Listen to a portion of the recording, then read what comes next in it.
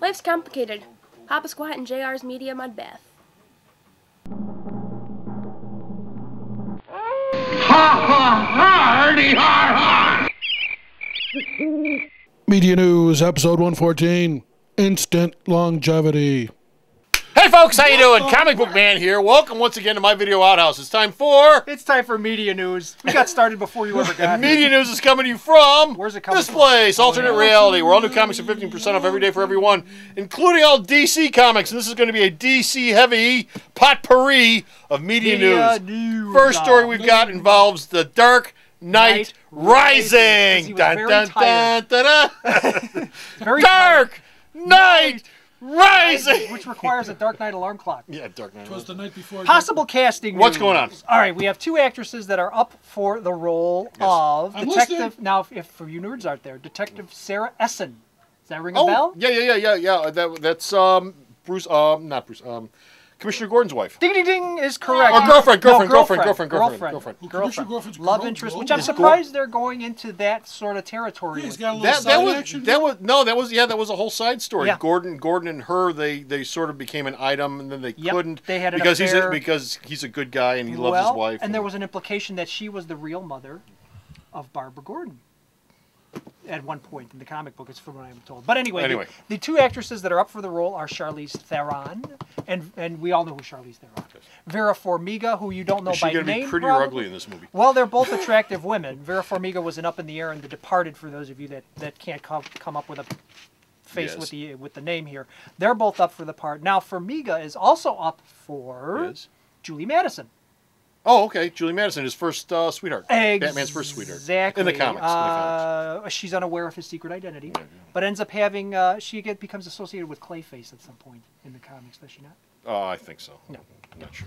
Yeah. She's up for Farmiga's up for the role, as well as Casey Thomas, who I have no idea who that is.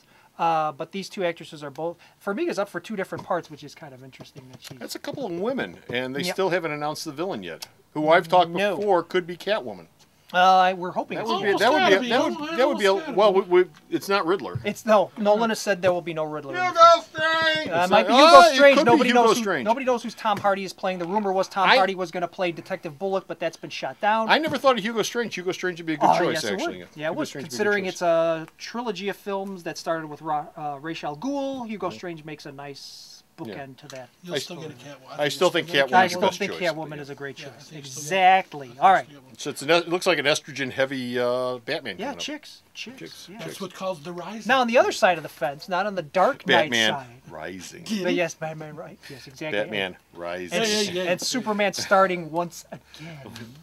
Start again. Hans Zimmer, who does all the scores for Christopher Nolan's films, has said Yes. he's already started to hash in his head what he wants to do for Superman with Nolan.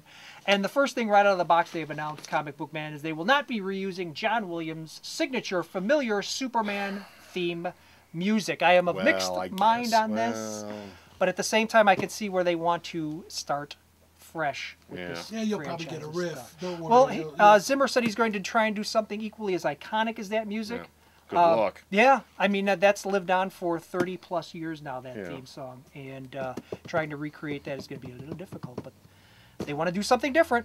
Okay, well, God bless him. Yep. a good movie. AMC's Walking Dead. AMC's Walking Dead premiered Our Time a week ago. Yes. The second episode for Our Time is coming up tomorrow for us. And the word is, What's up with it? well, AMC has said it was their highest rated season or series debut ever, with 5.3 million viewers. Go figure. You had zombies running around world capitals a couple of days beforehand. Not only for a first episode, but for any of their original series, it's the highest rating they've ever had. So. Will they do a season 2? No, they can't. No, can't be bothered Yeah, with we gotta that. finish this No. season out. You got American movie class. You have to show those Halloween movies over and over and over.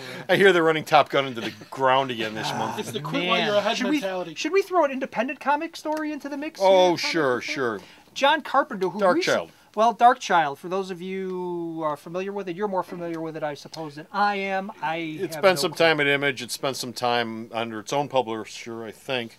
Aspen maybe was that? No, it wasn't. It was never at Aspen. Okay. Before Aspen even existed, it was around. Darkchild's been around Was that since, kind of a since the feel late like 90s. Witchblade and all that, or- Yes. Yeah, sort of, kind It of. She was- had like a big hand. Or Yeah, something. a lot of pointy, cutty things. Yeah, Bony kind of. Bony. a hot, skinny, emaciated girl, and her hand goes all sorts of stuff. Oh, that sounds great. I can't wait to see that. But anyway, it has a director. Oh yeah, you can. It's John Carpenter. Oh, John Of Carpenter. Halloween and the Thing fame. Now, this is interesting Cashing a because, check. well, Carpenter fell ill recently, the last I heard. He had some sort of physical malady that put him in the hospital.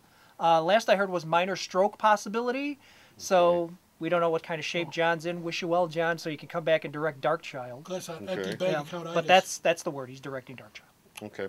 Over at Disney, Yes. they're doing Tron Uprising. We are going to get more Tron than you can shake a stick at, Comic Book Man. Great. They're banking on this thing being so successful, they've started So production successful. on an animated series for Disney XD starting in 2012 called Tron Uprising.